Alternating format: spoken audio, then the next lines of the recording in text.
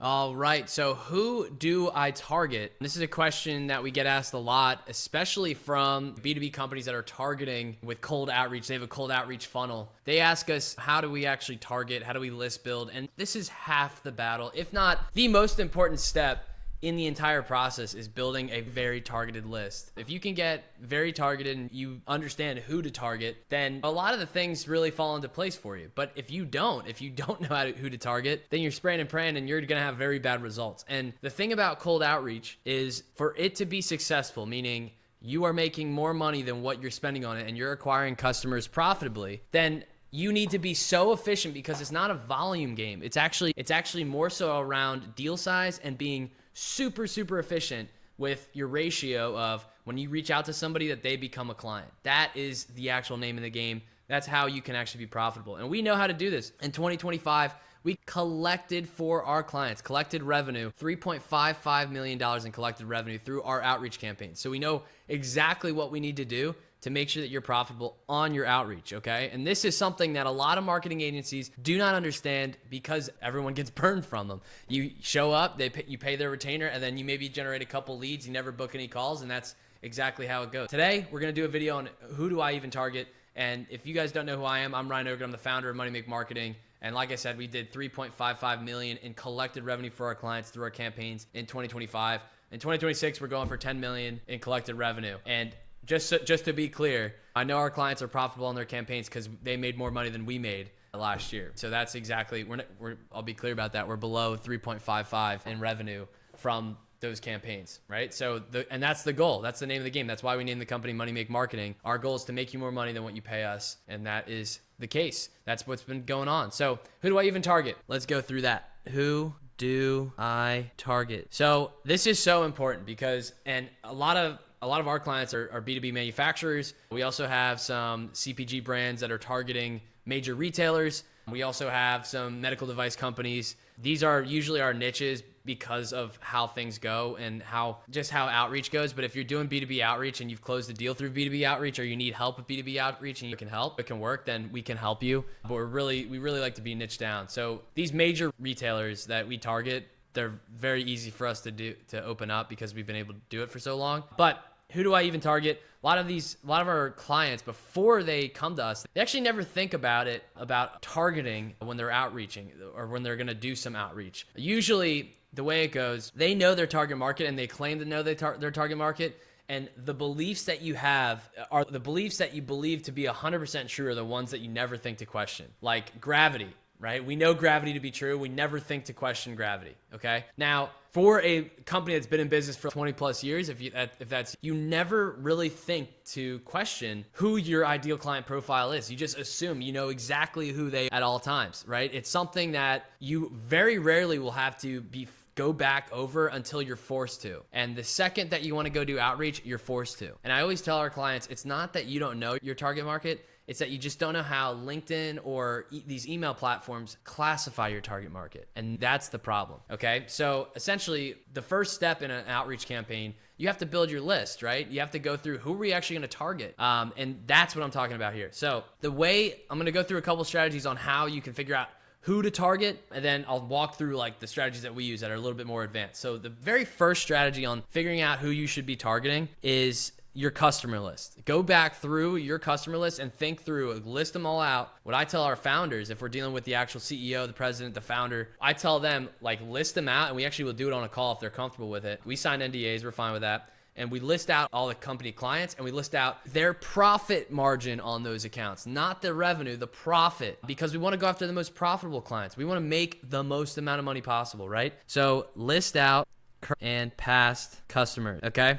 And I like to rank them by their profitability. That's just like a bonus. So you could do rank by profitability. And the reason we rank by profitability, remember, we're trying to acquire customers profitably. If we can actually we focus on the ones that are the most profitable, then that's going to be a lot easier for us to actually acquire those types of customers than if we focus on somebody that generates a lot of revenue, but you don't have a lot of good margins on that. So we like to rank by profitability. So you list out current and past customers. Then the next step that you do after you list them out, and you can also, if you're looking for something specific, like you're looking for accounts that you can list out other characteristics besides profitability. I just do that because remember, our mission is to make you more money than what you pay us. Profitability is huge on that. Number 2, after we list out the current and past customers, look up your current and past customers on LinkedIn and cold email form. Or I guess it would be your list building platforms. Let me do that. List building platforms. Okay, the reason this is so important, and I know this is so tedious and a lot of people are like thinking they're above this,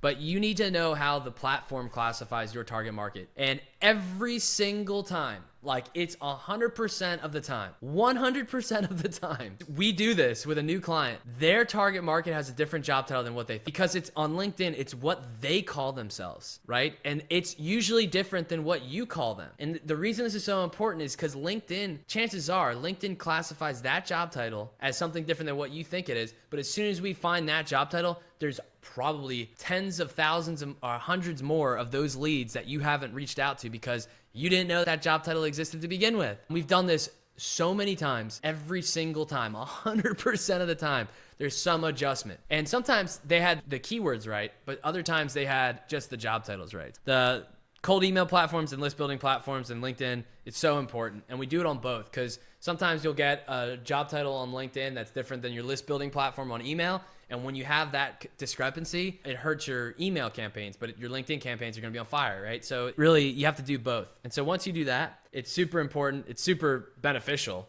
Hold on, I have to let my delivery person in. 1 second, everybody. I'm just letting them in right now. But so once you do that, now you understand your job titles. And so here's where it starts to get a little bit more advanced. We should be good. So now let me just do a dotted line. That's a really bad dotted line. There we go. That's better. So this is the more advanced strategies that we use for our clients. So now once you are looking up your current and past customers, you could then just go and exclude, let's just do exclude customers and then do your outreach on that. So that's like the simple bare bones strategy that you can do. I'm going to go through some more advanced strategies now that we'll actually use for our clients. So the very first one, after we do those steps 1 and 2, we craft our Boolean searches. Okay, so a Boolean search is essentially how these email platforms and Sales Navigator on LinkedIn works. Okay, essentially there's 3 identifiers. I forget what they're calling. 3 functions in a Boolean string. It's and, or, and then there's not. And means like 1. If I just did an example, if I'm using and 1 and 2, then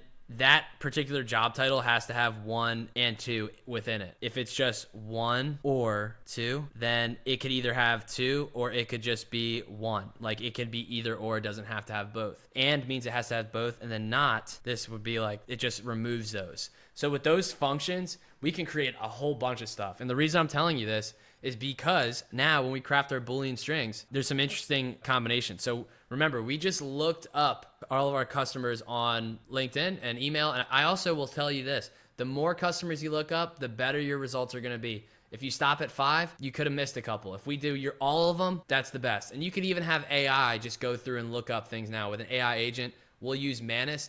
Manus is incredible. Just load in all of these. It'll go and search up each one's LinkedIn, scrape the company names or the job titles, the company name, etc., the links, all of it, and then puts it into a nice Excel spreadsheet for you. And so you can actually see this. So you can really skip a lot of things. So I'll put that here. Manus. Maybe I can put an affiliate link below. I don't know if I will or not, but do that. And then, so once we have now when we go to the advanced strategy, we're crafting a Boolean search string. And when we do this, we're doing it for the job title.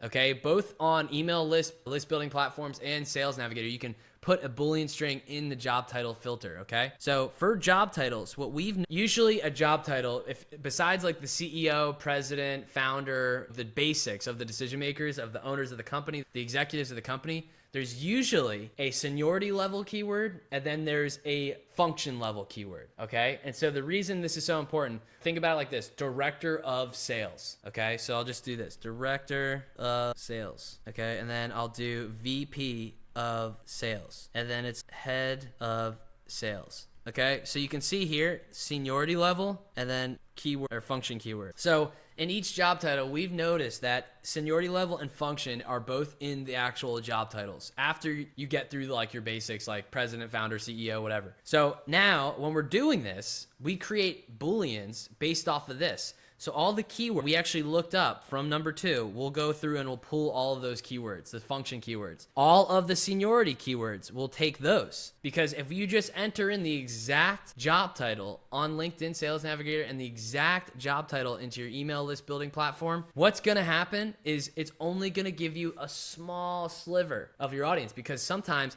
it's going to be director of sales, but it's actually the sales director. But because you're going to be using quotations and you're going to be putting exact matches in, it's not going to pull that. And you can go and just put in like broad filters and stuff, but it's also going to pull crap. That's another point I should have mentioned. We always, when we're mentioning job filters, we always use quotations, both on email list building platforms and in Sales Navigator. So if it's like CEO, that's exactly what we put in there. We won't just do CEO with no quotation. So just make sure you use quotations. Is that what it is? Quotes? Yeah, use these quotation marks. I don't know why that sounds weird in my head. So now when we're going through and doing a Boolean search, we'll use quotations like I said, okay? And we'll list out all the keywords from the seniority levels and all the keywords from the function, okay? And we'll do an or, and I'll show you how we do this. So this is our Boolean strategy, Boolean format. You guys can take this, just use it. So I use a parentheses and I use quotes, and then we'll do seniority level, seniority 1, and then I'll do or seniority 2. And I'll just go on and list out all the seniority keywords. And then once I'm done with those, I'll put a parentheses there, and I'm not done yet. Then I do and, okay? What and does, now it says it needs all of these keywords, this or this or this or this or this, and it needs the function keyword. So we'll do function 1 or function 2, and so on and so on. And now you literally, for all of the job titles that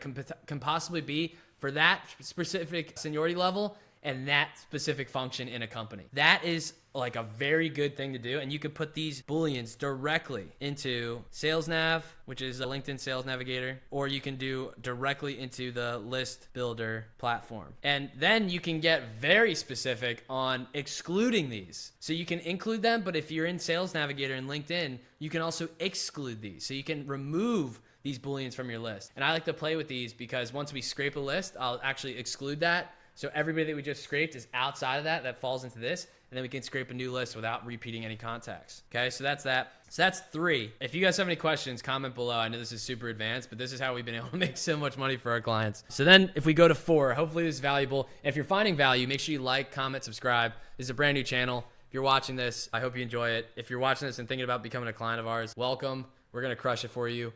And we're looking forward to onboarding you eventually. I don't know if we are or not. Obviously, I'm just talking now. So anyways, let's go to 4. So number 4, using okay. So now if you actually have done what I just walked you through, you've completely like sucked out all the juice from your existing and past customers. Okay. There's going to be other markets besides those and other campaigns that you can explore that they will be in your actual target market, but you haven't thought of it yet, but AI will. And so using AI to come up with their job titles. And this is not just as simple, and you could just go be very basic and ask ChatGPT. Now, we do it a different way, okay? And this is the way that I'm gonna explain it to you, because if you do it this way, you will see much better results. So our way.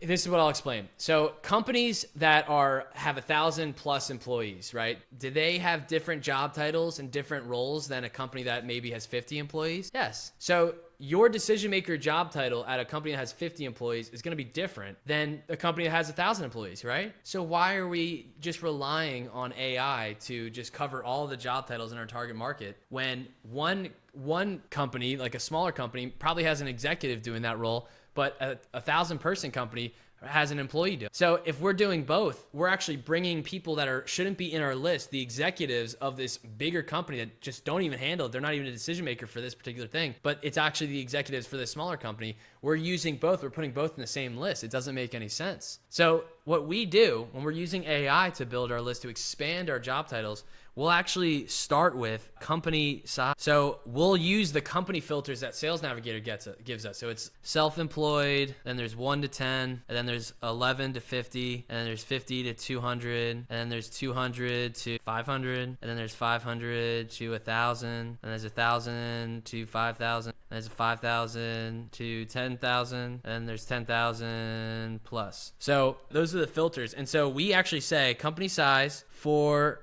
each company.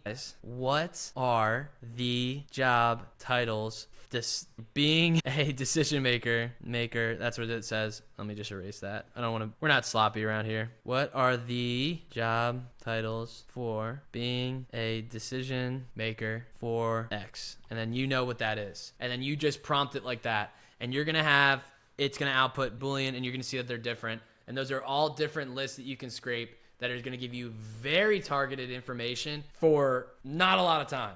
Okay, so that's great to do. And then what we'll actually do on top of this, so after we scrape the list, so post, list, scrape, before we do our outreach, before outreach, what we'll do is we'll run it through, we'll actually look up, we'll do AI lookup to just double, it's going to be good outreach, and they're verified that they're going to be a responsible and receptive lead to our messaging. Because on LinkedIn, we have messaging restrictions. On email, there's no messaging restriction. So we'll do that. And that's essentially the whole strategy in a nutshell. Make sure you comment, and subscribe. That's how you know who to target. Hope that helps. I'm Ryan Ogan. This is MoneyMake Marketing. If you're interested in working with us, comment below or go to our website. It's in the link in the description. You can apply to work with us there. All right, I'll see you.